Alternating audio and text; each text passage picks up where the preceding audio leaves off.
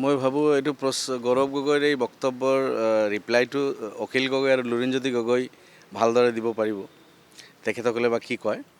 আমি যিহেতু এই গঠবন্ধনত নায়েই, আমি একলা চলো নীতিৰে আগবাঢ়ি আছোঁ আৰু 30ৰ পৰা 35খন আসনত নিৰ্বাচন খেলাৰ পূৰ্ণদমে প্ৰস্তুতি লৈছোঁ। আমাৰ মাননীয় সভাপতি অসমত আছে, বিভিন্ন জেগাত গৈ আছে। দলীয় কাৰ্যকৰ্তাসকলে আমাৰ বুথ লেভেলত গৈ কাম কৰি আছে, আমিও চবে কাম কৰি আছোঁ। আৰু আমি যিখিনি আসনত নিৰ্বাচন খেলিম এইখিনিৰ খবৰে ক'ব পাৰিম। আমি আশাবাদী আছিলোঁ যে বাকী আসনখিনি প্ৰায় 95+ আসনত কংগ্ৰেছে সেই আসনখিনি সহযোগী দলখিনি লৈ বিজেপিৰ বিৰুদ্ধে এটা শক্তিশালী ফাইট দিব। কিন্তু এতিয়া যিটো দেখিছোঁ কংগ্ৰেছ আৰু সহযোগী দল তেখেতসকলৰ যিকেইটা আছে সেইকেইটাৰ যিটো অৰিয়াঅৰি, এইটোত আমি অলপ চিন্তিত হৈছোঁ। এনেকুৱা লাগি আছে যে কংগ্ৰেছে আগতেইতো যিটো তেখেতসকলৰ সহযোগী দলবিলাকৰ লগত 15টা আছিল, মাজত ক'লে 7টামান আছে। এতিয়া কালি গৌৰৱ গগৈৰ বক্তব্যৰ পিছত অখিল গগৈটো জঁপিয়াই আছে। লুৰিণ গগৈ মনে মনে থকা মানুহ, তথাপিও মই ভাবোঁ চুপচাপটো নাথাকে, তেখেতেও কিবা এটা কৈ দিব।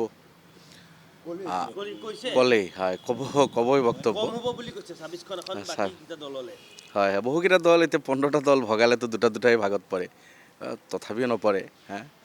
গতিকে এতিয়া গৌৰৱ গগৈ কাক কেইটা দিব, ৰুমৰ ভিতৰত বন্ধ কোঠালিৰ ভিতৰত আলোচনাখিনি কৰিলে ভাল আছিল।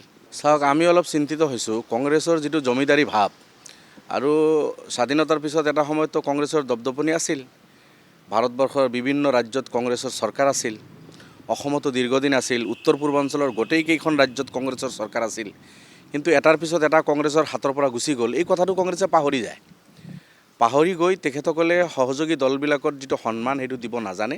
আমি 2021-ত দেখিছোঁ, আমি 16জন বিধায়ক থকা এটা দলক 15খন আসন দিছিল কংগ্ৰেছে, আমি সেইখিনি মানি লৈছিলোঁ।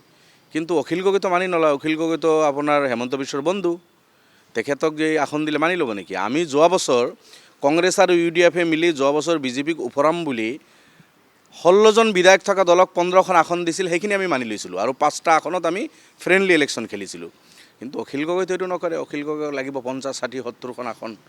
ক'ত আৰু অখিল গগৈ সেই কথা বাৰ্তাবিলাক মানিব? কিন্তু কংগ্ৰেছৰো মন নাই আসন এৰিবলৈ। লাগিলে 26ত চৰকাৰ নহওকে, কংগ্ৰেছৰ যিটো ধাৰণা আমি দেখিছোঁ, আমি চিন্তিত হৈছোঁ। আমি ভাবিছিলোঁ বিজেপিৰ যিটো সাম্প্ৰদায়িক মনোভাৱ, সাম্প্ৰদায়িক বিষভাৱ বিয়পাই অসমৰ যিটো বাতাবৰণ কলুষিত কৰিছে, বিজেপিক ওফৰাব লাগে, এইটো আমি বিচাৰি আছোঁ।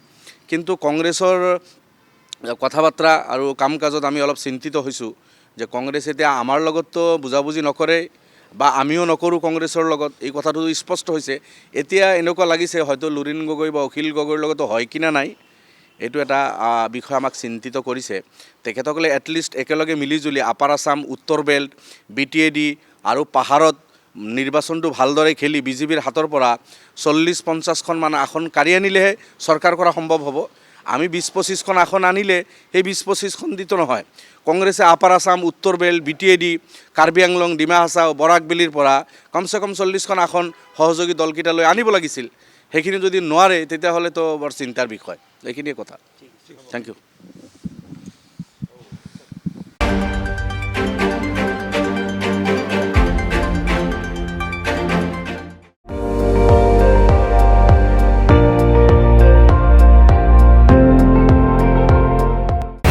আপুনি চাই আছে ND24, সৰ্বশ্ৰেষ্ঠ নহয় সৰ্বোত্তমৰ দৌৰত।